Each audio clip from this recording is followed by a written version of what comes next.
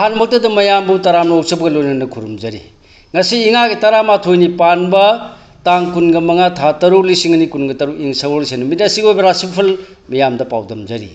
ahan bone lokhot sab mes rasi fal harau bana san ran chakot ba parki loksing chaw baning na da ban mi kok thong ba sungam jabnu ni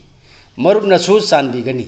lecha pahing yu na laibak thoini phagani thoni polam lai nya pu kismis bris rasi fal phingba amadi khana chaina ba yaba thoram da ku sel atai lam da di mai pa kani मिंगचत फंगनी ओजब तान Matang चागनी लेसा पाखंग ओइना लाइबक Phagni थौनी pollen लेचिनी अंगांगबा मिथुन राशि फल ngaप ngamluida वा ngang बन नसाक नरल the ताइनरकनी लांदबन नरल चौखटपा खांग कन बन थबक पांग बदि लेगनी लेसा पाखंग ओइना निंग बना मु ओइगनी थौनी पोलम ले असंगबा किसमिस कर्क राशि फल मरुम पांग लोइना बन नुंगाइ जबत नतन पलम थबक सिंग पांगनी सेल थुम कानगनी हुरान बनदी ताथी अंगम बन सानबिदे लेसा पाहंगी ओइना लाइबक फगनी थौनी पोलम लई हिगो सिंगरा सिगी फल थौना लैबा निंगनदबा मदि की दबन मिकोक थोंग ना थौ पांगनी अफब मफम कंजगनी सेनोंग चाउंगना तानसिनब ngamjagani लेसा पाहंगी ओइना वाखल नुंगाइगनी थौनी पोलम लई नापु किसमिस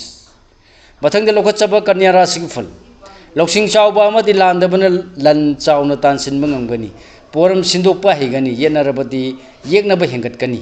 लेसा पाखंगी ओइना निंगबा मापा चारोय थौनी पोलम लई हिगो तुला राशि फल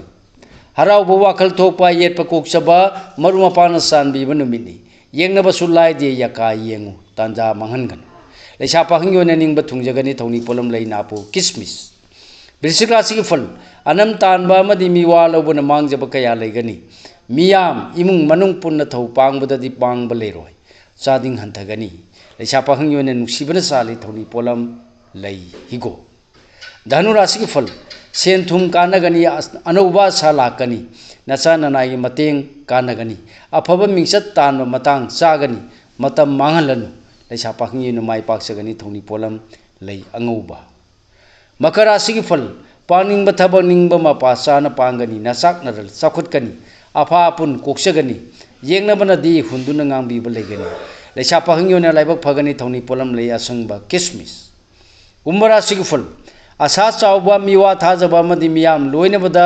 इकान कानदब लेगनी तुंगद नंगी ओगदब मीदा मतेंग पांगथोकप फै लेसा पाखंगी ओइना मतम लौब फगनी थौनी पोलम लई हिगो अरोबना लखोचबा मीन राशि के फल नापल तौरबदी मरुम मपांग मरी फरो चारांग नबर मांगदनबा खंथरगा वा ngangu नंगनब सिंगी मतेंग लौबदी थोइना कानगनी लेसा पाखंगी ओइना ngasi ju मरी फगनी थौनी पोलम लई चिनी अंगांगबा